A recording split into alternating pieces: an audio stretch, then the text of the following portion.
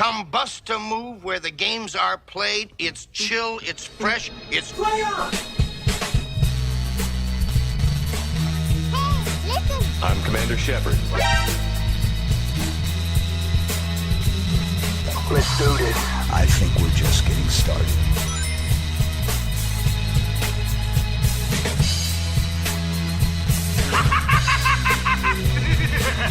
I think there's some school children down the way you can go and find. Hello, and again. Get over here!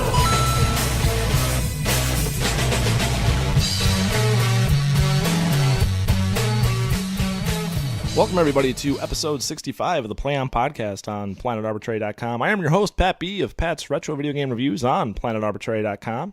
And joining me tonight is not the usual. It's not the usual crowd. No, it's just... This reminds me of when we did remember we did the whole podcast about the NVIDIA Shield? We did. And we just stared at each other's eyes the whole time. And just like... It's basically that. Yeah, just nerded out on it hard. Oh, man, it's going to be the same thing. Yeah, it's me and Anthony tonight. Annie's got the night off. She's off. Yeah, got the night off. But she'll be back on the next episode. We'll see. So, yeah, we got some stuff we're going to talk about tonight. We got a lot of stuff, actually, that we're going to hit. You know, Nintendo just, again, dropping bombs. Yeah, Nintendo is dropping bombs, announcing new hardware, announcing new software, all kinds of announcements from Nintendo. We're going to continue our discussion about streaming services, streaming TV services. Anthony is a Sling TV customer. I am. On his Xbox One. Yeah. And PlayStation Vue is launched launched in New York, Philadelphia, and Chicago. Mm-hmm. It's out, so we're going to talk about that, since I bitched royally about Comcast and the major networks and cable providers and just how they just suck balls. Yep. So we're going to talk about some Sling TV and PlayStation Vue, some Nintendo. Anthony's been playing Bloodborne. We're going to talk a little bit about Bloodborne. Oh, yes. Get his thoughts, his review in progress. Going to talk about... I've been playing The Order. Finally got to play The Order. Can't wait to hear your thoughts. So I do have some thoughts. I can't wait. And then we're also going to discuss remasters. Anthony's got some stuff. I got some thoughts. Some thoughts on remasters. Some tidbit thoughts I would like to discuss and have the listeners maybe give me their feedback at some point. But maybe interact. Maybe interact with us and say tweets, whatnots. Tweets. MySpaces and whatnots. Send us a MySpace message. So we'll talk about all that stuff. Before we get to it, let's hit some of the C2E2 stuff. C2E2 is coming up next month in April in Chicago, the Comic and Entertainment Expo in Chicago at McCormick Place. Next episode, not this one, but next episode, we're going to give away the last pair of 3-day passes that you can win for C2E2. So be sure to tune in next episode. You can win yourself a pair of 3-day passes, totally free. No obligation to buy, no nothing, no pyramid schemes. Yeah, no registries for this or that or anything at all. Just participate and you win. Yeah, that's it. Just love us. Yep. So C2E2. Also, funstock.co.uk has got still running our discount special. If you enter the discount code PLANET at funstock.co.uk on your online order, you will receive 5% off your order. So be sure to check out Funstock. And OTCVideogames.com, of course. Yes. So I did love my copy of Nestor's Funky Bowling. Nice. So for Virtual Boy, yes. So let's see. We'll just dive right into it. It's just you and I. We got a lot of stuff we're going to hit this episode, so let's just dive right into it. First off the bat is the streaming TV services that are available right now. Sling TV on Xbox One. Mm-hmm. This is the $20 option? Yeah, $19.99 is base model. So... You've had it. How long have you had it? The day they came out, which was only like last week, Thursday, I think. Okay. And what do you think? First off, let's do it. Start from the beginning. Let's start from the beginning. Sign up, everything. Let's go back even further. Oh, okay. Anthony I have not had cable since 2005, maybe. Ooh, a lot's changed. Yeah, I've been a cord cutter for a long time, mostly out of necessity because we were poor at the time, me and Eric, when we lived together. Yeah.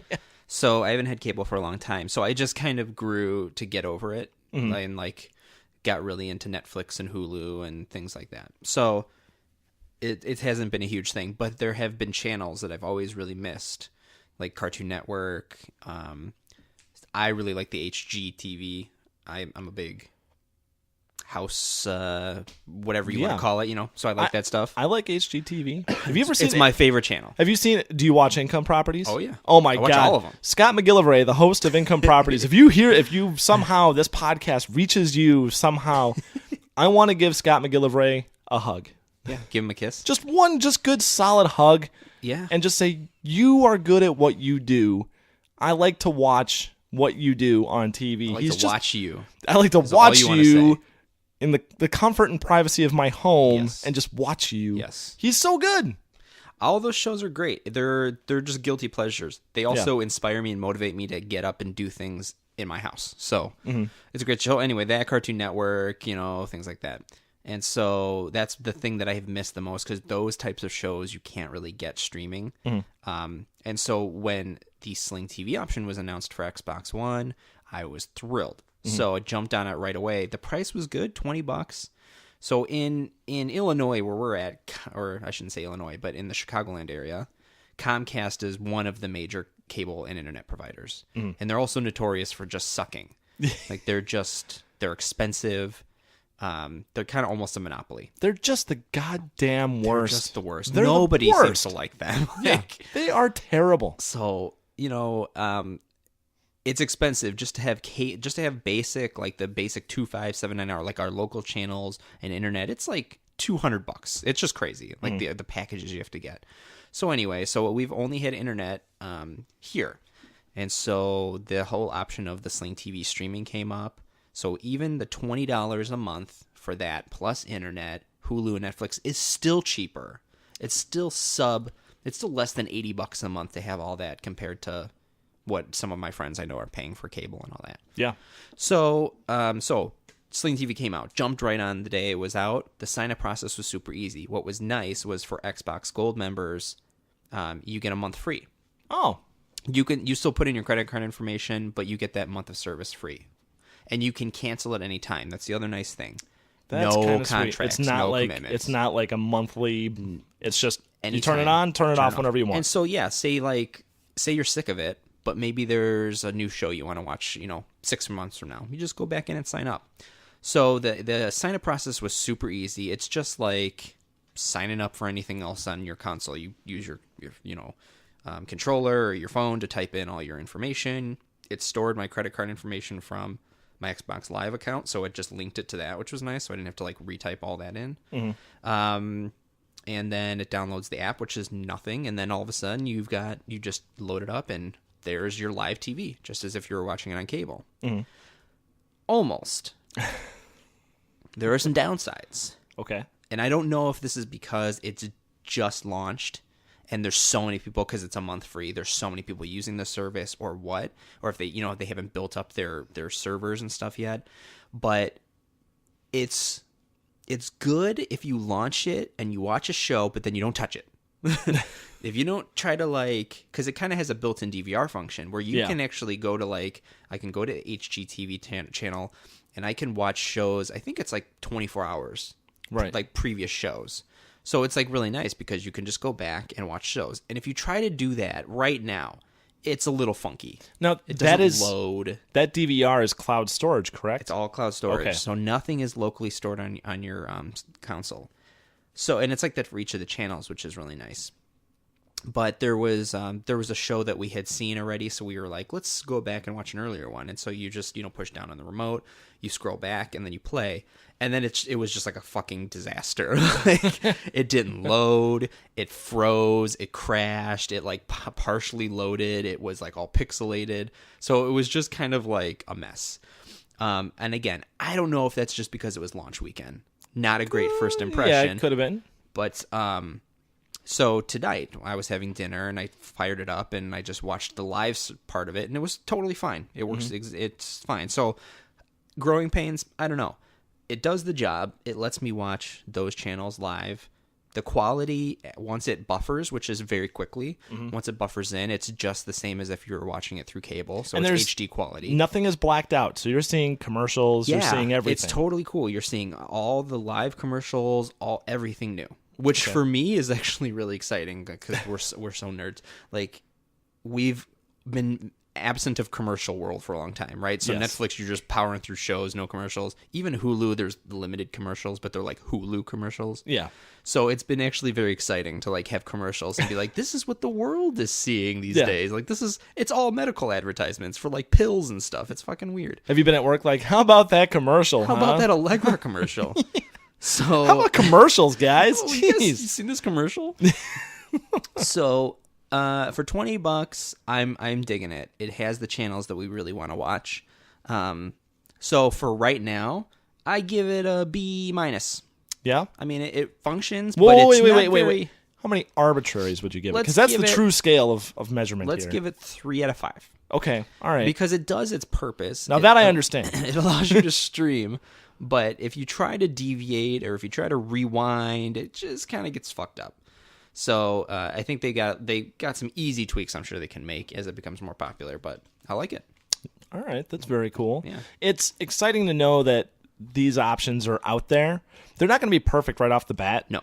But it's getting there. And the fact that networks are opening up to Finally. to getting on board with this, I think is the biggest leap forward. I mean, the This is the hardware future. Yeah, the hardware's always been able to do it. Yeah. It's always been able to do it for the last at least 5 years. Yeah. But the networks have not wanted to do it. So What's scary about it is ultimately everything comes down to your internet, right? You Yeah. can't have any of this. You can't have all these wonderful things that we have if you don't have your internet. And that's what's scary is that the fate of destiny or whatever it is still in the hands of Comcast. Yes. So if everybody ends up dropping their cable services and only does internet, I have a feeling those internet prices are going to be jacked way up. So. Well, this is a perfect opportunity. It's stuff like this, moving more information, moving more of our just media consumption onto the internet, I think just creates a massive vacuum, a massive void for new communication companies to start up and provide a cheaper option so people can get decent speeds at a lower price Yep. and still keep that value of, having the Hulu, having the Netflix, and truly cutting the cord, but still being able to watch TV at a reasonable, fair price. You don't need any in-house hardware. You don't need an install. You don't need install Windows for a tech to come out and do anything at all, and have to worry about taking your equipment back, which Comcast has some renting equipment each month. You're renting equipment, and then they make you take it back to a Yeah. equipment return facility, which is always in the ghetto. They're assholes. So yeah, it's ridiculous. So The other thing is that like Google has the Google Fiber, which like all the major cities want because Yes. it's like so much faster, bigger bandwidth, and who knows, it'll probably end up being much cheaper. Yeah. But there are so many places in America still that they have such poor internet options. There are or there's people like still- limits, like Yeah. your data caps. there are still people on dial-up Yeah. in this country. I read about it all the time on Reddit. People complain about like game downloads. They're like 50 gig download. That's like, that's like maxes us out for the month. Like Yeah. they have to pay extra per gigabyte and all that. And it's just like, so part of me feels bad because like here I complain about Comcast, but really I'm getting unlimited data service. Yeah. It's not like they're saying we're going to cap you at so-and-so. And for the most part, it's stable, but, it just sucks. It's because we're so reliant on internet connection now and all these wonderful services like Sling TV and Xbox Live and all these things. And it's like, man, if you pull the one plug out of Comcast, then we're all screwed. Yeah, exactly. Yeah, that's true. But not to be outdone, PlayStation has entered the streaming market now. Sure enough. And within the last 2 weeks, I think it was last week, has launched PlayStation Vue in Chicago, New York, and Philadelphia.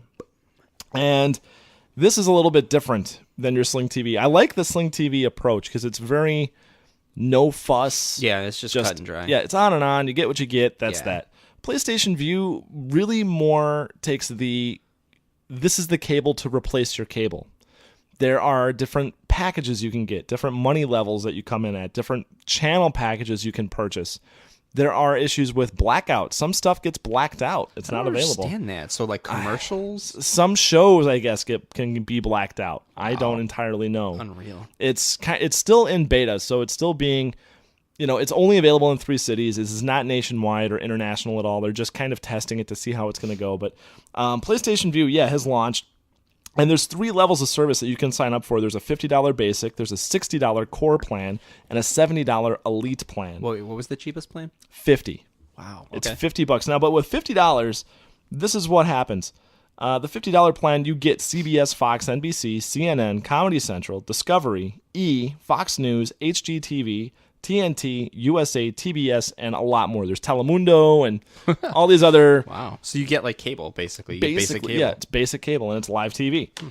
Going up from that, you can go to the $60 core plan, and that includes Turner Classic Movies and all the sports channels. Now, here's a big thing, though, is the $60 plan includes Comcast Sportsnet. And for those of you living in Chicago, since this is a market that View is available, if you get Chicago Sportsnet, now you get to watch the Chicago Bulls, the Chicago Blackhawks, and after the and the Cubs and the White Sox. All of those games are now available to you. That's you don't awesome. have to have cable to get Comcast Sportsnet and watch those games. Now that is if you're a sports ball fan. Sports ball. But that is kind of a deal breaker for some people if they can't watch a live game. Right. If they want to see the Hawks, they want to see the Bulls, the Sox, whoever. Yeah. That's kind of a big deal, especially this year. The Cubs have been picked to win the World Series. So, Shocking. so that's kind of a big deal for some folks. Is ESPN part of that package? No. Oh. ESPN is on Sling TV. Yeah, but that's interesting that it's not on on that. Nope. I think they went all in on Sling TV. See, now that sucks because if you are a hardcore sports ball person, some of those games you're only going to be able to watch on ESPN. Yeah, but you know what? If you have Comcast Sportsnet, yeah, you're going to get a lot of the local team games. But with NBC and CBS, you're going to pick up, like the Bears are going to be on Fox. They're going to be on, and your football teams, the Giants are going to be on Fox. Right. Stuff like that. So you get Fox Sports. So you're getting that. So at least you're going to get like the playoffs. Yeah, you'll get that stuff. So you'll get stuff like that for baseball. But no ESPN. Though you could just load up like an ESPN app. Yeah. And use that for your highlights. But yeah, you won't get to watch Monday Night Football. Bummer. So this is all if you're into sports ball, though. Sports ball, big thing. It is a big thing. So now moving up a level, if you go to the $70 Elite plan, it includes everything the core plan includes, also everything in the basic, and then it adds Fox College Sports, the Logo Channel, MTV Hits, Nat Geo Wild, Teen Nick, Universal, and VH1 Classic. Wow. Is that worth VH1 Classic? They throw VH1 None of those in there. stations sounded worth. I know worth it's the an extra $10, and yeah, for some reason VH1 Classic. Wow. So it's still no HBO, no Showtime, none of that. Nope, none of the premium cable movie channels. Wow. So, and which makes sense. I mean, HBO is launched now, is going to have HBO Go as a standalone service. You don't have to have an HBO subscription to have HBO Go. Yeah. You can just subscribe to HBO Go, and that's it. So I could see why they want to be on their own. Same thing with Showtime. Yeah, absolutely. Having their Showtime Anywhere app and everything like that. So, I just, what's interesting about, because it's only in those three major cities, these three markets. Right now, yes. And these three cities have a plethora of internet or of cable options. Yes. That are similarly priced. So it's weird because it seems like they're trying to directly compete with the cable company where you can already get that and probably more for the same price. See, that's the thing. Let's say you go, even just the $50 plan, so you're at $50, throw in another, we'll say $40 to $50 for your internet service. So now you're at $100. Throw in for now your movies, and I guess you could take away Hulu since you can see your network television live on PlayStation View. So you can cancel Hulu, keep Netflix for movies. So that's like $112 right there. And then standard cable is you're starting to enter that price range a little bit, because now if you're over $100, now that's standard cable. That's DirecTV or Dish Network, something like that. So I don't know. Interesting. Yeah, I don't know if it's that big a savings. Now you are cable cutters. Yeah, yes. Cutters. Yep, we're cable Is cutters. this enticing you? It's very enticing, but it's that $50 price point. And I know it's $30 more than Sling TV, but the Sling TV price point, that $20, makes it seem like you're still getting a deal. It's like Hulu being like $8 and Netflix, I mean, just throwing another $20. It's not that big of a deal. Yeah, 20 is at that discretionary price of like, whatever. Yeah. Well, for some reason, 50 isn't. I don't know. In my mind. Well, once you enter 50, and then Jesus, you're talking $70 for the Elite plan. Right. That's cable. That's You're basically you're basically leaving Comcast for PlayStation. So is this a Sony service? Like Sling isn't a Microsoft thing. No, this is a Sony service. So, but being a Sony service, you are now subject to their policies and the rules about using PlayStation View, and this is where people are starting to This is where it kind of breaks down a little bit and kind of makes me a little bit leery of signing up for this service. Here's the thing. Sony, you have a PlayStation View account, and it links to your PSN account. Mm-hmm. It also links to just one IP address at a time. So only one PS4. Wow. Only one PS4 is allowed to log into PlayStation View at a time.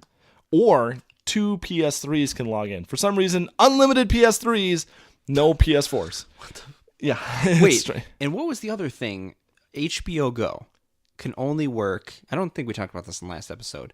HBO Go app can only work on the PS3. It doesn't work on the PS4. Yeah, it's blocked. Yeah. I hate HBO Go. I hate it. What the fuck? I hate it. Unless you're a massive Game of Thrones fan. Which we are. Yeah, I mean, Game of Thrones is cool, but that app... But we use a friend's login, so yeah, we don't so do we. Yeah. We don't pay for it. Yeah. The HBO app, it is terrible. That's why it is garbage. Which one are you using it on? The PS3? Well, we're using it on the main TV is on a Roku player. Okay. So, and even the Roku app fucking sucks. Yeah. For HBO Go. I mean, it's terrible. Like the layout, that's how I would lay out an app. Like it's laggy. It's laggy, and just the user interface just sucks. Like that's bad news. There's a lot of content on HBO Go, but when you look at HBO Go app, you're like, there is nothing on this. You know what you guys need to do now is get one of those Apple TVs because they just dropped in price to $69. Yeah. Well, if you want to go with the Apple, if you want to be that family, yeah. Sorry, I'm not sorry. So yeah, but here's the other thing too. That is, if you were to go to your friend's house and log in to their PS4 with your PSN account, which is also linked to your View account. You're playing a video game, whatever. You're using your PSN account at your friend's house. You leave your friend's house, but you forget to log out. You go home. You try and log on to View from your PS4 at home. With the other PS4 at your friend's house logged in, it will automatically lock your account. Your View account gets locked. So now it's not viewable from your friend's PS4 or your PS4. The only way to unlock your View account is to call tech support. My God. And they have to unlock it remotely. And from the story I read about the person that tested out View and had this happen to them, they were unable to unlock it. They had to kick it up to the next level of support to get the thing unlocked. My God. And at that point, his service had still not been unlocked. He had it for 2 days. My God. Yeah. So don't travel with your View account. Just Exactly. leave it at your house. Now, that's the thing. Now, here's a perfect service for the Vita. Here's a perfect service for PlayStation TV.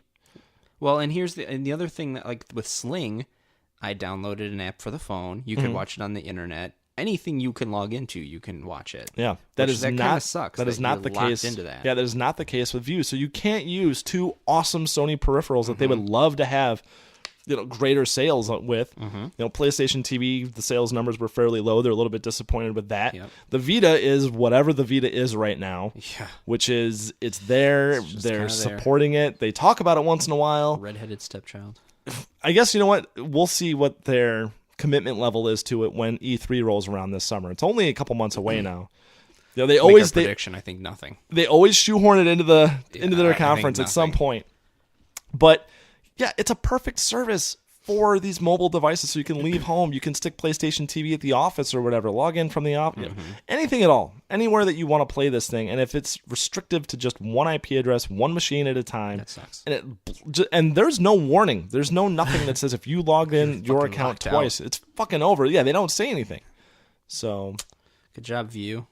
Don't tread on me. Yeah, so much plus there's blackouts here and there. They said some shows get blacked out, so you can't watch certain things, which is stupid. This is weird. Like local sports teams, and they black out local sports games and stuff because of certain markets have certain arrangements and contracts.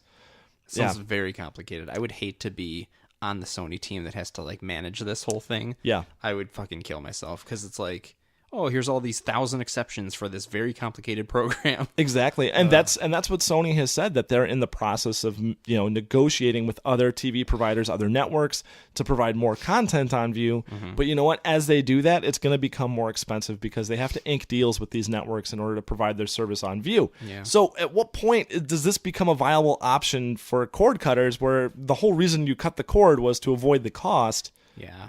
So I hope it becomes successful enough that they can drop the price and it becomes more standardized, where it's just like you're just watching regular cable. There's not censorship. Right. If it gets to that point, it's worth it. But I kind of think Microsoft was smarter originally to just be like, we're just going to make it so the Xbox is just a pass-through. Yeah. We don't even want to fucking deal with the making our own services.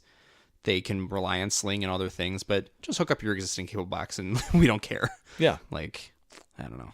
And see, that's what I think is the better approach. And Sony has admitted that they want to be your cable provider. They've said that that is the whole point of the service, is to take, is to be an option against Comcast and everything like that and become your network. Well, what do you think of your local cable provider? I don't think much of Comcast. Right. I don't think much of... Yeah, I don't think much of that. So, I don't know.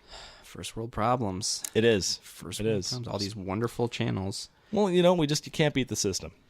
Cord cutters, we cut the cord so we could have cheaper, media options. And now they're like, hey, now you have it. And it's the same. We're bringing same price. We're bringing the cost over to this world now. Oh my God. But it's still an option. Yeah, it's something. So, yeah, it's better than what we've had. And it will work for somebody. Yes. Somebody's probably like, this is the perfect situation for me. Yep, exactly. So yeah, we'll see what happens with that. But moving on, Anthony, we got to get to this. Bloodborne. It's out. Bloodborne is upon us. Bloodborne is out, my friend. Yes. I have been playing it nonstop as much as I can. It just came out yesterday. Yeah. Here's the story with it. Pre-ordered it on Amazon in February. Mm-hmm. Collector's edition. I was psyched about it. Amazon, when I ordered it, said guaranteed delivery day of release. Right.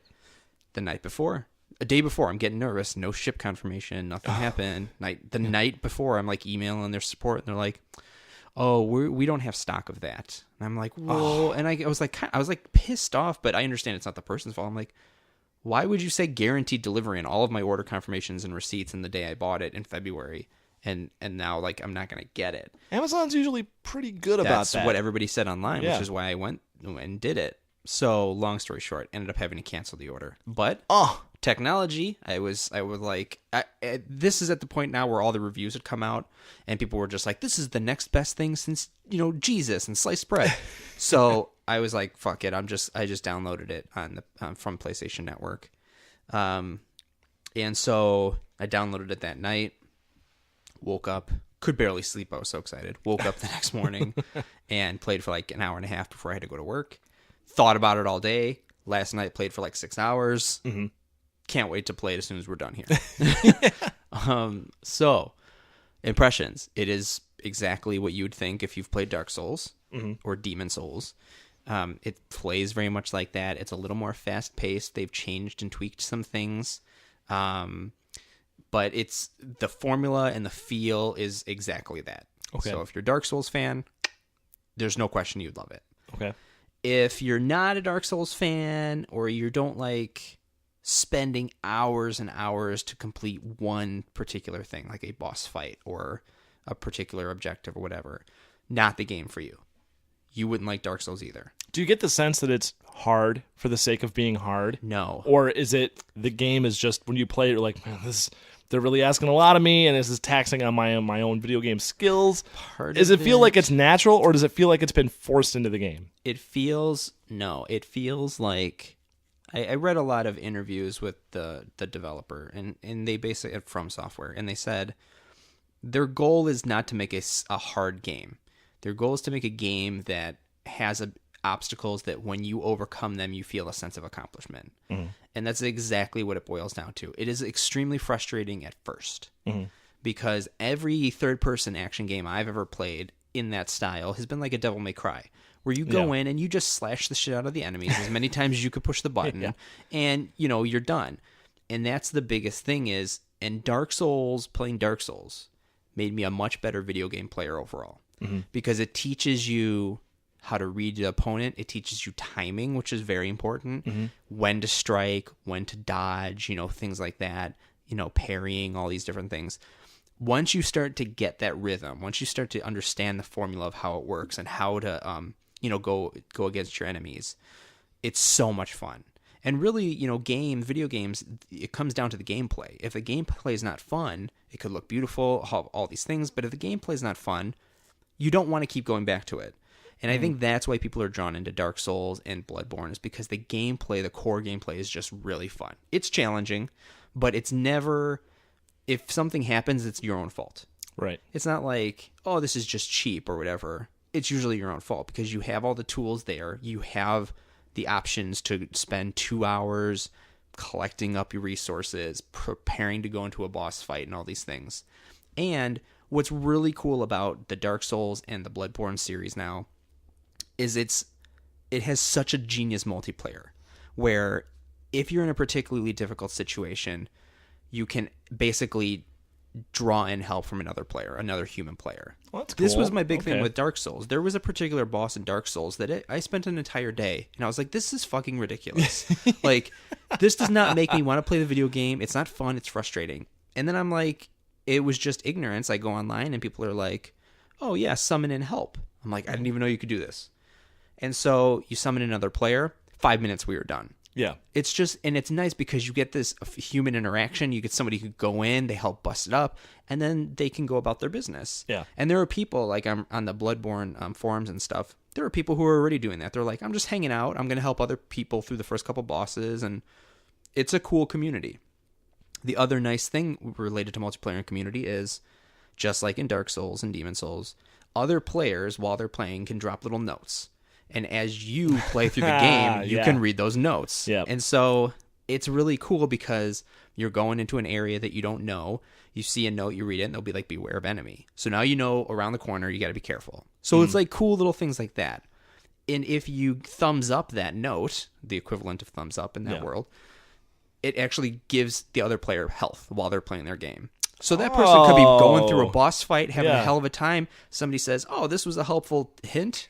No, they get a little boost of health, which is really cool. Yeah. So like little things like that makes it, again, so like if you're taking advantage of these different things, you're learning how to play the game, you're engaging with the community, it's so much fun. So from that aspect, again, it's a fantastic fucking game. Looks very nice. It's not like the greatest looking thing I've ever seen. I still think the Order 1886 is the best looking video game I've ever seen. It looks very nice. It Yeah. plays okay. It's got a few like frame rate glitches that I think they need to patch. Sure. But That seems to be the standard right Seems now. to be the I mean, standard when these the game, days. it's always, it comes down to the frame rate. it's just weird. Yeah. Because it's at a 30 it's at 30 frames per second. Uh-huh. But it's this weird pacing things where it feels like it's constantly stuttering, but it's not. And everything that you read about it, people are saying it'll be patched, it should be patched, and hopefully it will, because it's that and the load times. The load times are a little long. If you die, which is frequent in games like this, it's like 30 seconds. And so I think those are just nitpicky things on an otherwise fantastic game. Yeah. So far playing through it, I've gone through the first 2 bosses of the game. I put in probably 8 hours. Can't wait to keep playing it. So Nice. Yeah. And arbitraries at this point? Conditional arbitraries? here's what I'll tell you. You ready for this? Yeah.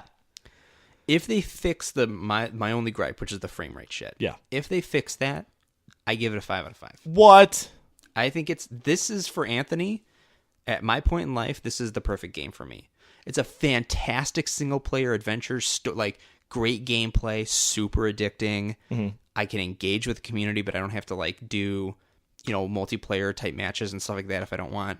And the combat flows. It's a very Combat's beautiful. It has nice, smooth fighting style using weapons. what's cool about the Inven- Bloodborne weapons. Inventory system okay? Inventory system's fine. I mean, it's like, again, they took things that worked. They took the Bloodborne or the Dark Souls formula and they just kind of tweaked it and made it better, I think. Yeah. The combat is much faster. You don't have a shield anymore. There's no shield option. And so you get a gun and whatever the other sword or an axe or whatever weapon. Yeah. And so instead of constantly, like in Dark Souls, you really rely on blocking. You're forced to be more aggressive. You're forced to go after. If you get hit by an enemy and it takes off some of your health, you have a small amount of time to go counter that enemy and keep hitting them, and you'll actually regain back your health. And so they force you to go back to more aggressively. But what's really cool is the weapons are called trick weapons. So you pick your weapon, you're starting off. So I picked this cane that functions as a sword, but then you push the L1 button and the cane opens up into a whip. And so now your short range powerful weapon, when you're dealing with larger amounts of enemies, turns into this big huge whip that you can like take out multiple enemies from farther distances, and then you can just push the button and it slams back together. So That's each pretty weapon nice. has its own little trick change to it. There's a sword where you have essentially a huge hammer, the head of the hammer on your back, and the sword is a sword, but then you can slam it into the head of the hammer, and now you have a giant hammer. So it's just cool little combat things and weapons that they've done like that. Is there any crafting involved? There's no Picking up crafting. items and having to craft this stuff? You pick up like gems that you could put into your weapon. Okay. But there's no crafting. Oh, that's fine. I mean, that's And it's Shadow very- of Mordor type stuff. It's very streamlined compared to like Dark Souls. There's only so many weapons I think you can even get. There's limited armor. Do weapons take wear? Do you have to repair weapons? Weapons take wear. Oh. But why do they Yeah. keep doing that's this? the only thing I hate that in video games, and that would of course be my thing is like, oh man, if I didn't have to worry about the wear down of my weapons, but it's never been a problem. Yeah, I understand the concept of that. I get why I get it. I truly get it. I know why they're doing this. Yeah. I don't need. I've had this gripe with games now for a little bit, and I've had other people tell me like, "Oh Jesus Christ, God, you just don't have any skill and blah blah. This is so much more real." No, it's No. Video games don't. I don't want to have to care about my weapons like that. I mean, I want to manage my weapons. I want an inventory. I want to be able to upgrade them. Yes. Let the people use the goddamn weapons and not have to stress about, oh, well, I can only use this so many times because it's a new thing. It all comes down to how fast they do too. Because like in Exactly. your gripe That's against, what I'm saying. Dying Light. Dying Light. Yeah. They wear out like fucking immediately. Oh, well, it was the same thing with... And you can't repair them. Yeah, well, and it's classic zombie game formula now is to have weapon wear. Weapons. Because Dead Rising, State of Decay did that. State of Decay did it like immediately. I Like agree. you used the weapon once and it was gone. I hate that. So I hate that, and having to repair stuff because you get in a jam and all of a sudden that weapon you've been relying on is gone. Which, okay, yeah, in the real world, that's what's really going to happen is my weapon's busted. What am I going to do now? But then the games sometimes don't give you an option. It's like, well, my 2x4 that the only item I could pick up is gone now. Yeah. So I agree, and it does suck. But if you plan it out enough and you're upgrading your weapons enough that, like, people really say, don't invest the currency, which is blood. Don't invest the currency so much into your character stats. Invest it more into the weapons because that makes the bigger impact. And when you upgrade your weapons constantly anyway, it's automatically fixing them. But even to fix them, it's quick, it's fast. But I agree, it sucks. It just forces you to really, if you're going into a boss battle, it forces you to stop and not rush into it and plan it out. Like there was the first boss I ran into, I was just like getting destroyed, and it's because I just kept running back into it and thinking like, this is the first boss, fuck it, like why am I trying? And then it was like, all right, I had to stop. I went to buy some health potions, I went to refill my fire bombs, made sure my weapon was, and then I went back in and I took care of it. So it's like you just kind of have to stop for a second and go back into it. But it's super fun. Okay, it's not for everybody, but it's worth trying. All right. So, Nice. Well, maybe I'll have to get some anger. Anger going on it. Yeah, I might have to dive into it. People, James at work, this is definitely not the game from him. Like this is the guy that plays every game he can on easy. Yeah. And so, but he's like, and so many people are so drawn to this. I'm reading about people buying a PlayStation 4 for it and stuff, and it's like, what? And then when you look on Craigslist, there's so many people trying to sell it on Craigslist because you know that they probably bought it and were like, fuck this. And now they got to try to sell it. But it's not for everybody, but it's really fun. It's really fun. All right. Nice. That's it. Well, I'll be looking forward to your review once you finish it. I'll let you know. Hopefully they patch it because right now it's on track to be a fantastic game. Oh, they will. They will. That's a game that is probably going to be around for a while. I hope so. So, well, I've been playing The Order, and I'm going to talk about The Order after we take a quick commercial break. What's wrong, sweet precious Anthony? Well, I love video games. As do I. And I love shopping for video games. Well, who doesn't? But what if I want to shop for video games but don't want to leave the comfort of my home? I'm really glad you asked, Anthony. Have you heard of Off the Charts video games? No, but it sounds wonderful. Please tell me more about Off the Charts video games. Well, the folks at Off the Charts video games have built a site with the needs of collectors in mind. Really? Really. OTCVideogames.com gives the experience of a brick-and-mortar store from the comfort of your own home. With pictures and individual descriptions for every item, you know exactly what you're getting when you place an order. But Annie, how do I know if the games actually work? Every game is tested in-house on their multi-system testing station, so your order will come back with a quality guarantee and great customer service should you have any issues. That's truly fantastic, Annie. But what about shipping? Are you ready for this? I think so. At OTCVideoGames.com, all orders over $50 get free shipping within the United States. And it ships out next business day. Oh, snap! I know! You know, I have a lot of loose game cartridges lying around that I wish I could just purchase the boxes and manuals for. Lasai. Are you sitting down? You know I don't like sitting. In addition to tons of complete in-box games, Off the Chart Video Game now sells separate boxes and manuals for Nintendo 64 and NES games.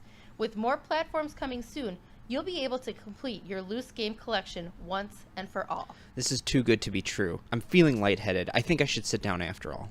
Well, see how this floats your noodle. For a limited time, Play On listeners can get 5% off their next order. Just enter Play On Podcast at checkout to take advantage of the 5% discount. Again, that's Play On Podcast at checkout for your 5% discount. Annie, I'm so impressed with your knowledge of OTCVideoGames.com. You are welcome. All right, we are back.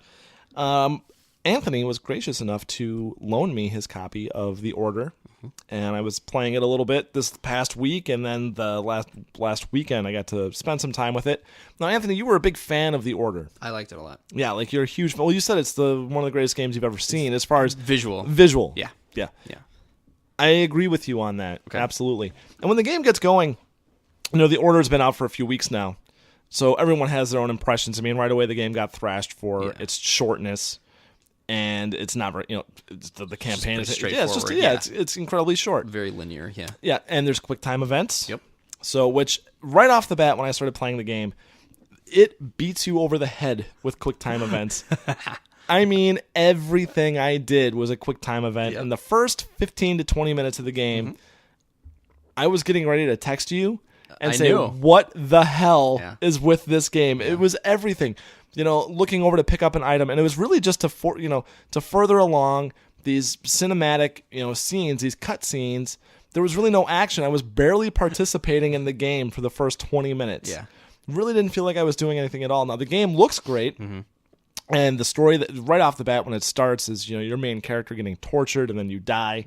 And there are some things where you have to be kind of quick on your button presses for the quick time events, which was okay. I mean, they've been doing that since Sega CD and stand-up arcade games.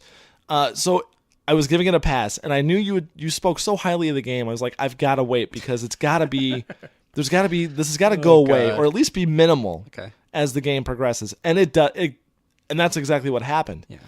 Once you get over the intro and the setup of the story and the establishing of the characters and the plot and whatnot, once the game gets going, I had a lot of fun with it. Cool. I really did. The story, like you said, you've never seen a story in a game like this. Yeah. I think I agree with you on that. Really? Yes, I do. It was, video game stories can be whatever. I totally thought you were going to fucking hate it. No. I didn't. And that's the thing. I was a little surprised because I was set going up. in with some bad Oh, I was just in position to just trounce the game. Okay. Especially from the quick time events. Because I am super anti. Yeah. Quick time events, especially ever since God of War, God. So anytime I see him, I cringe, and so I was ready to just thrash this game, but I was patient because you gave it such a good review, and I waited, and the game it paid off. Good. It really the quick time events were pretty minimal once the actual game started to get going, and once you start playing, and it was a lot of fun. The weapons are very cool. The levels are it's linear. Okay, what did you think of the one weapon? I forget what it's called. Where you shoot, it's like a missile, and then you have to shoot it with like a bunch of debris to explode the missile. I have not used that weapon Holy yet. I've used shit. a lot of the sniper rifles and all the pistols and the shotguns, everything like that. But yeah, like the lightning gun you use to kill the first werewolf is really cool. So there's definitely some very, very cool weapons in the game. The story, the story sucked me in. I actually was like, this is pretty cool. And the fact that, you do take a backseat to the game at some points where it's more laying out the story and you're watching it and not really participating in it, which is normally the kiss of death for a video game. Oh, yeah. But it does it just enough to show you the story because there's a lot of information that it gives out right away and it sets up, and there's a lot to take in. But it gets back to the action in a reasonable amount of time. So I actually really like the game. Yeah. So I had a lot of fun playing it. I thought it was fun, and I think it's like the second half of the game, they give you more control of the character. Like you're doing levels that are more to a third-person shooter, where you're going through and you're moving things and shooting. I don't know why they didn't start with that. Or like why? Because they really lead off with a bad foot. They lead off with QuickTime. They lead off with a lot of cutscenes. I don't know. But all in all, I mean, I think the production value is incredible. I think if they could put those graphics into like other types of games, that's the future of fucking video games right there. Or just, I don't know if they really, really wanted to set the story up of this game and really drill in that this character, some shit's gonna happen to this character at some point. And they wanted to drill that home. And the only way to, instead of having you sit there and watch it for 20 minutes, they needed you to get involved at some point. But man, they could have cut out like 15 or 20 of those QuickTime events. And it still would have been fine. Could we talk about a spoiler on it? Yeah, absolutely. I mean, spoiler alert for anyone that's playing the order. Fast forward if you don't want spoilers. But I thought the whole story was leading up to your character Galahad being a vampire. Because you're fighting werewolves.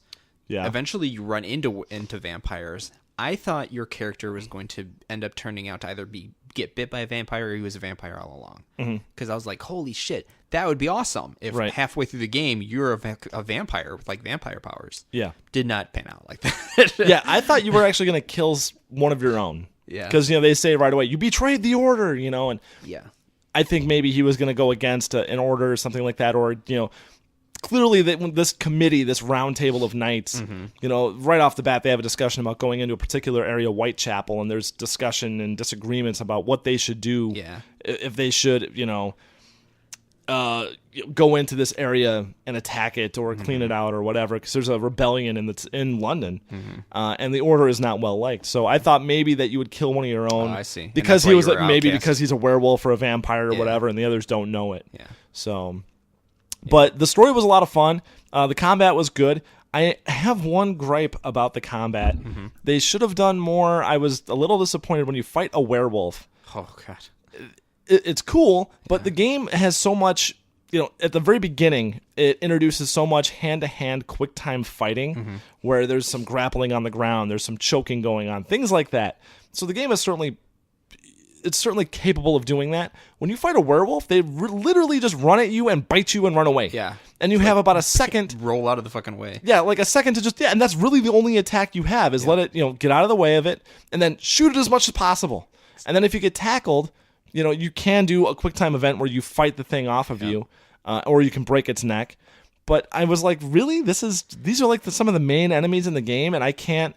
They don't do some cool like slow down with a quick time where you grab it and choke it, maybe wrestle it to the ground, snap its neck there. It's just runs at you in a straight line, bites you, runs away, and then circles back and runs back at you in a straight line, bites you and runs away. I'm smiling because this is full circle now talking about Dark Souls.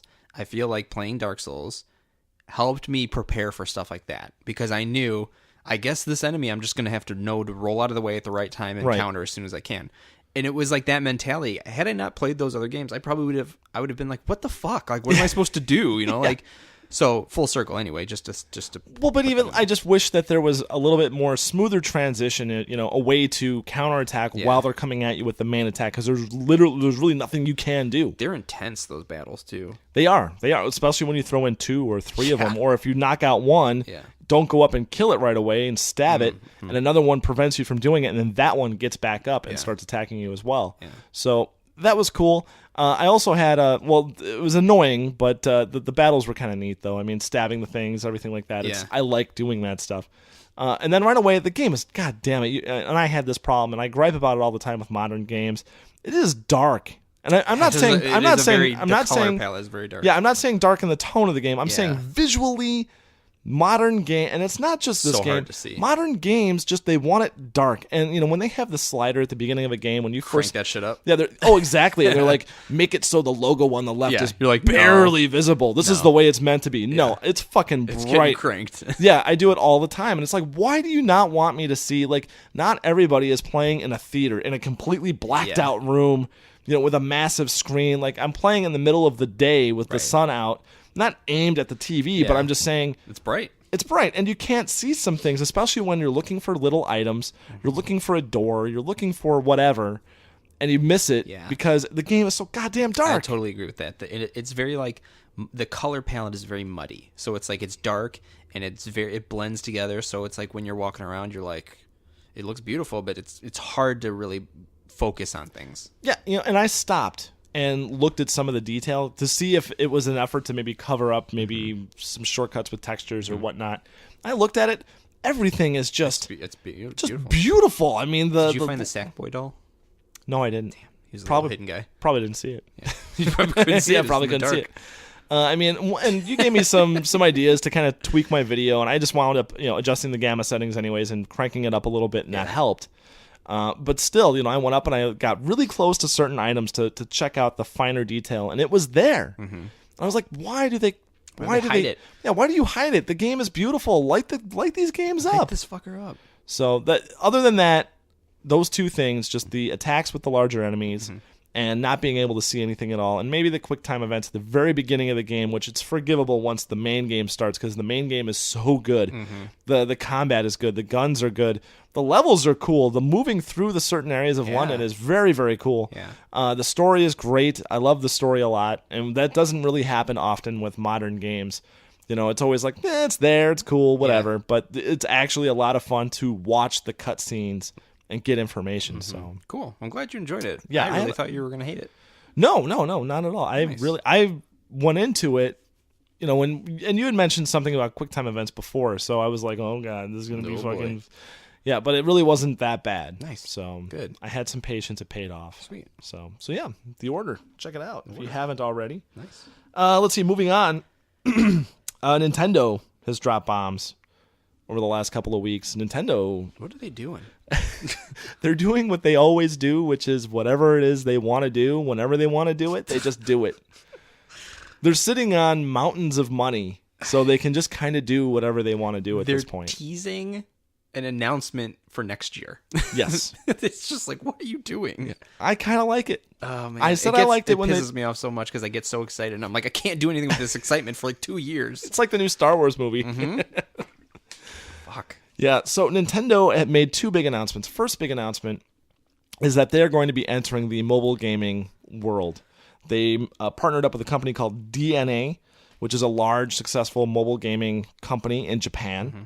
And they're going to be creating a new membership service to take the place of Club Nintendo that's going to span all their devices, tie everything together, and it's supposed to be much cleaner, much easier to use. Good. A profile that's going to track across all the devices. It's not going to be so restrictive like it is with like the Wii U and even the Wii for that matter, and logging into the eShop and whatnot. This is going to be very flexible, like an Xbox One account or an Xbox account or a PlayStation account. You can go anywhere with this thing. That's nice. Which is nice. They need that. Yes. Second thing they announced is a new system.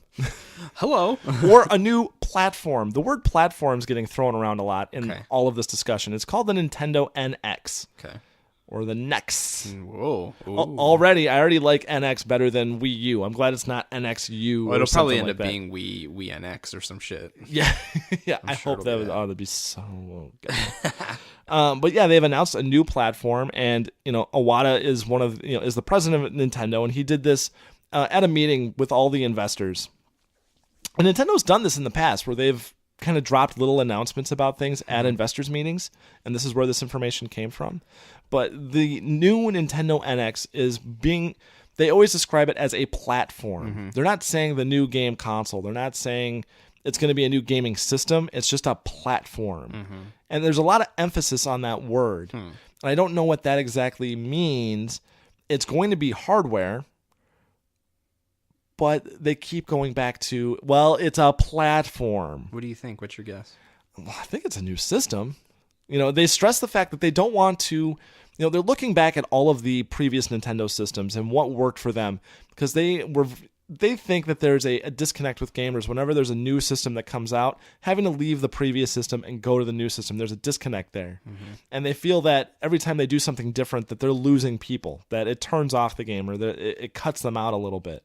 So they're trying to make a very smooth transition to new gaming hardware, but not traditional gaming hardware where it's just the same thing but better. They want to do something new and better. Mm-hmm. with a new platform, what that's going to clearly that cuts out the Wii U. It's not going to be a new iteration of the Wii U. It's not going to be anything like that. But there's a lot of speculation as to what it might be. People have said that they might take things from the Wii U, like the gamepad, how you can play that remotely. They're saying now that might be something that you could just take with you out of the house. That's what I think it is. Yeah, because they seem to do so well, and they own the handheld market. They do, but how many Nintendo handhelds? I mean, if you are a Nintendo person, you're all in with Nintendo. You're going to be carrying around a 3DS, maybe a DSi XL or something like that, and then your gamepad for your game console at home. I mean, that's 3 mobile devices plus all the Nintendo content that's going to be created for your mobile phone. Right. Which I don't think will be like a Mario game. I think it'll be like when Sonic had his on iPhone. It was like the ring jumping game. I think it'll be stuff like that. I don't think we're going to see like a Mario game on an iPhone or an Android. Well, that's where I kind of disagree with you, though. See, because the controls don't make sense for it. They don't make sense, but they did say that with this new mobile platform that they're going to be working on with DNA, is that this stuff that you earn in certain games is going to carry over across all the platforms to any other game that you play.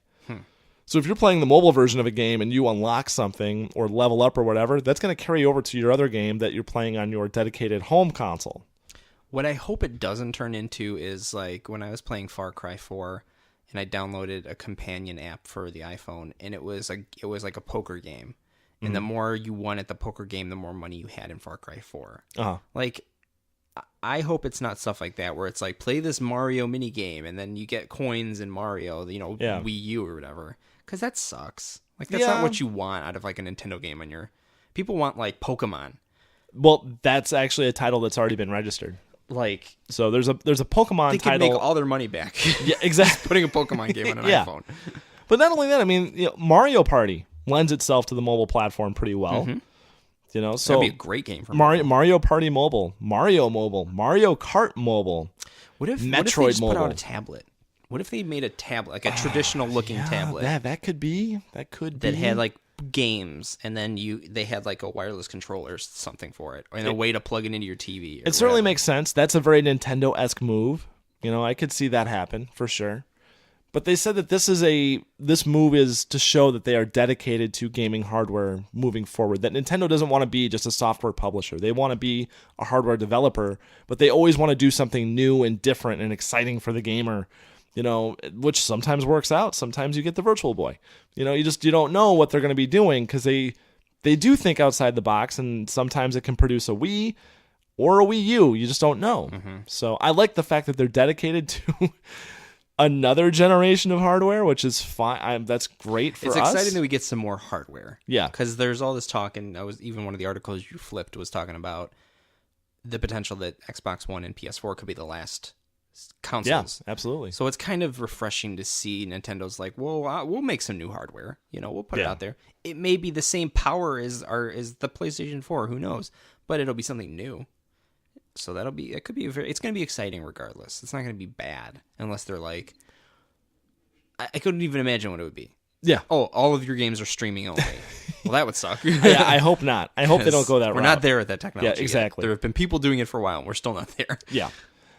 I'm excited just about the fact that it's the service that's going to tie all this hardware together. I'm excited to be a member of that and then add in a new piece of hardware because it's always going to be more awesome. It's going to be far greater on the new whatever is coming out next year when they're going to Zelda you've ever seen. Yeah, Zelda mobile. I mean, think about, and there's a lot of, because they're going to roll out the typical cast of characters. And it's going to make $1 bajillion regardless, because people are going to play these Mario games. Because not only that, these games, mobile hardware is good. Mobile is of all the console and video game manufacturers, Nintendo is the most positioned perfectly to be on mobile. Yeah, like their games just work. They would work very well, I think, on mobile, and they would look good.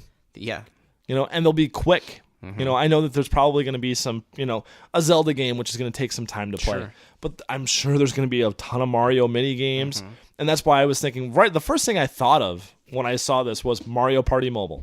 Right off the bat, for whatever reason, I just thought Mario Party right away. Yeah, that'd be fun. Because, it's going to call in your friends. just like, Words with Friends or whatever. So it's going to be, interactive, multiplayer type stuff, and it's going to be all the real Nintendo stuff, not Flappy Bird Nintendo looking stuff, but Nintendo stuff. I hope it's not like, here's a Farmville clone, but with Mario characters. Here's a Candy Crush, but with Yoshi. I hope it's not stuff like that. But that'll happen. Oh, God, it'll happen. It's just, come on.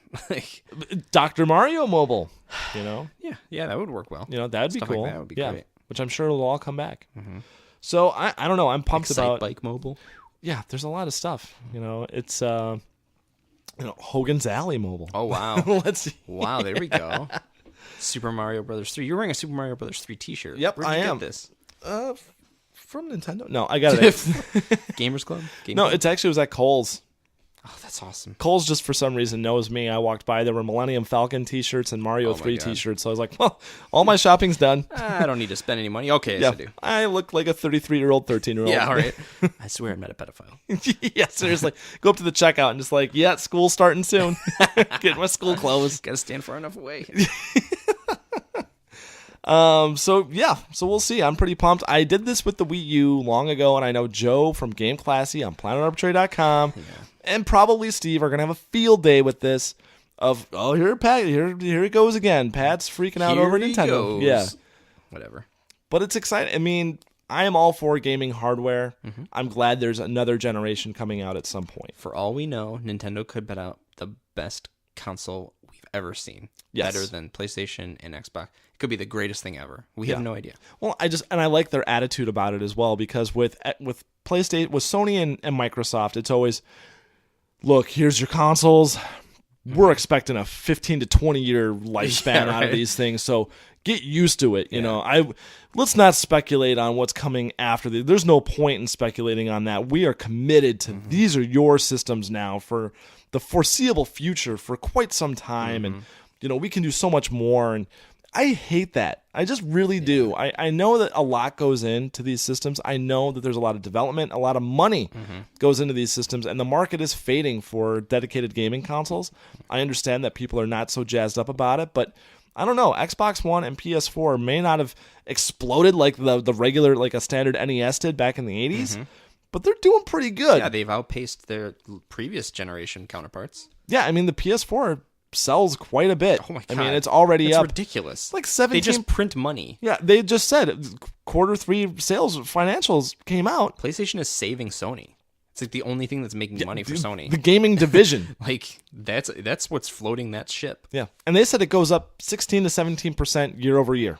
It goes up. Their sales go up. So Vita and PlayStation TV were a bit of a drag, I guess. But you know what's great about the PlayStation 4?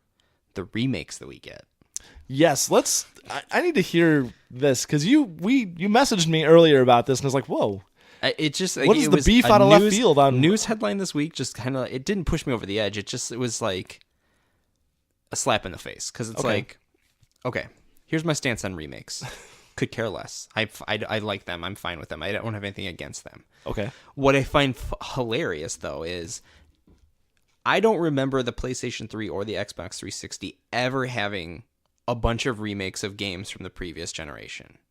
Do you remember any game when those consoles came out where they were like, now you can play Halo remastered or whatever, it was all like new games. Well, there were like the HD remixes, like the Street Fighter 2 remix, Street Fighter 2 Turbo HD remix. There was stuff like that was going on.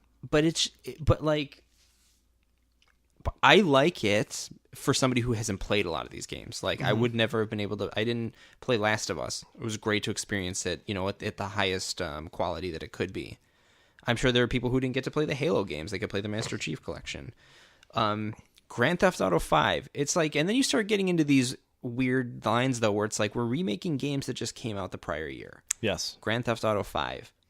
God of War for the PlayStation 3. That does not need to exist. It's just like Arkham Asylum and Arkham City. Which is rumored to come out, and it's rumored to come out after Arkham, the new Arkham Knight Batman. So, like, yes, these are fantastic games, and I'm sure they will sell well. And I think that's ultimately what it is there's a deciding factor of, hey, what's an easy way we can make money? Well, let's remaster a game, which probably takes some but minimal effort, and let's put it out and people will buy it again. It's essentially what Joe complains when Nintendo does every time. Yeah. We're going to put out a new Mario game and everybody's going to buy it. It's just weird because I don't think it takes focus away from them making new games. I'm sure they're still going to do that, but it's just like this weird, oh, here's another remaster, and here we're going to get a remaster of this, and here's a remake of... I can understand things like Grim Fandango. The game's super old. It's kind of cool. It's cool that it's getting a remaster. But, like, I don't know. Games that just came out the last generation and the last few years seems like there's going to be a BioShock Infinite remaster. Like, what the fuck? Devil May Cry remaster just came out. Resident Evil remaster. Resident Evil. Like, okay. Like, yeah, these are great games, but do we need to have a remaster? And it's just weird.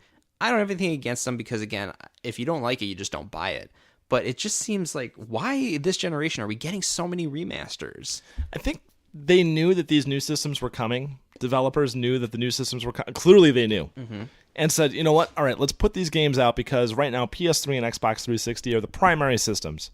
We can make money on this game right now. These games will run on these systems. But we know that we can just redo them, remaster them so they'll run... and take advantage of the PS4 and the Xbox One. We'll just do that.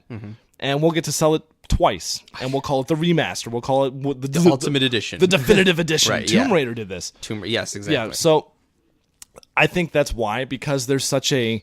Both systems, PS3 to PS4 and Xbox 360 to Xbox One, there's a difference there. But both those systems, those systems are capable of running pretty good games. Yeah, I think that's it. I think... the leap from an Xbox to an Xbox 360 was much greater than a 360 to an Xbox One. Yeah. And same thing from PlayStation 2 to PlayStation 3. Yeah. So I think that's why, is because... And the install base was huge for PS3 and Xbox 360. Yeah, it was for so many years. Yeah, so, they're out there. Let's get our game out to the masses now. And then when the new systems come out, they may even been like, kind of test the waters a little bit, see how these systems sell, and be like, yep, let's go ahead and remaster that game. These out. So... Do you like remasters? I'm kind of with you on, they're great. I like them. I don't really have a problem. I'm a huge fan of Grand Theft Auto 5 on PS4. Sure. So I see the potential with a remake because Grand Theft Auto 5 was great on Xbox 360. That's a great Xbox 360 game. It's amazing. Exactly. And then PS4, the PS4 version just goes so much further with it. The things that you were like, this is a great game. I wish they would have done this. Which, like, the wish I would have done that they would have done this type of thing. Yeah, as a first-person mode. Which, back in the day, you would have been like, well, there's no way. The game is so massive. It wouldn't have fit on this console. The PS4 went ahead and did it. It's awesome. So that's cool. But, like, when you start getting into the Tomb Raider stuff and the Last of Us stuff, games that... Right. I don't know. You're not really getting a whole lot more. Maybe some additional content here or there, and they it don't just look kind of that much better. They don't. It's just that's like, the thing. You're just paying for it again. Yeah, and especially do it on a game that I care, like a Grand Theft Auto. Don't do it on Tomb Raider Definitive Edition. When you say Definitive Edition, I feel no pressure or anxiety or anything at all to go get that game. Like, oh well, shit, it's the Definitive Edition. Like, well, they're doing it with Dark Souls 2. They're putting out Dark Souls 2 now again. It's just like. I don't know. It doesn't bother me, but it's just one of those things where you have to ask the question of, is it just a cash grab? I mean, obviously it has to be, I think so in most cases, yes. I mean, like the Halo collection, great idea. I mean, absolutely great idea, but do they need to release like some of the newer Halos with that? You could have just released Halo.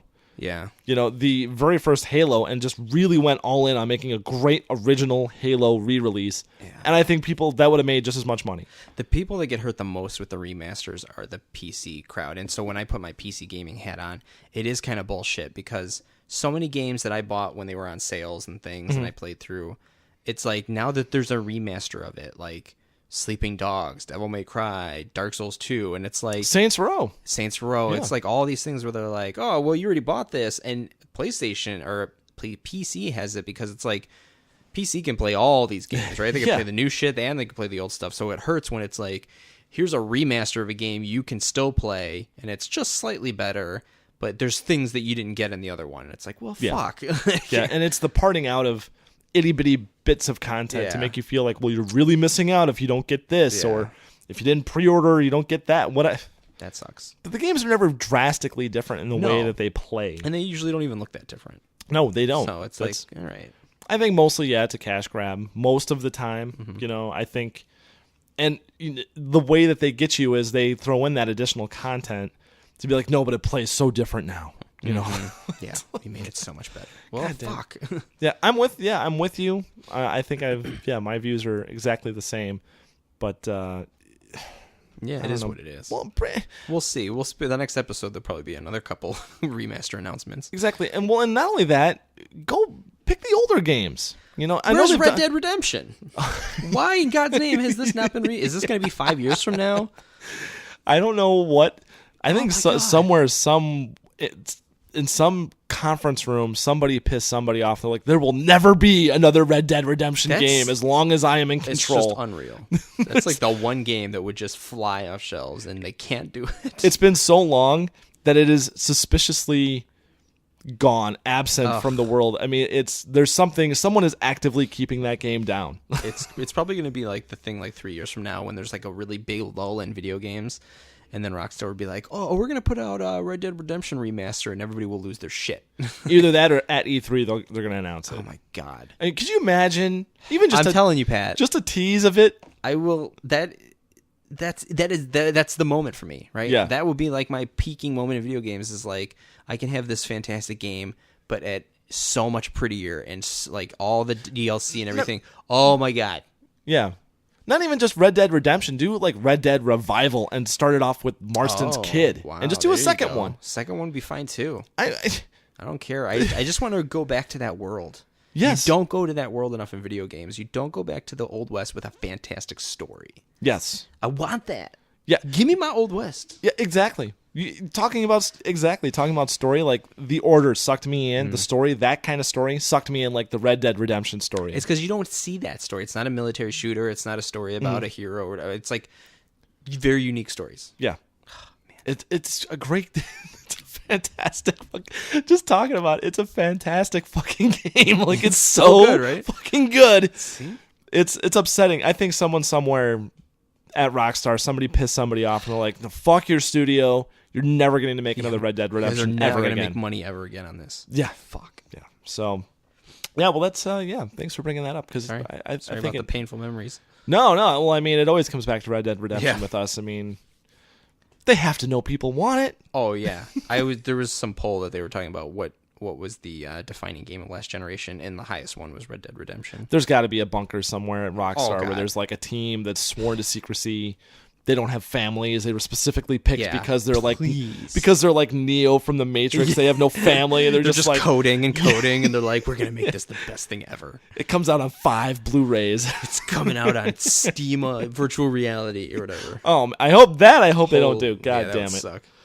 All right. Well, I think that's probably time for Oh yeah, us. definitely.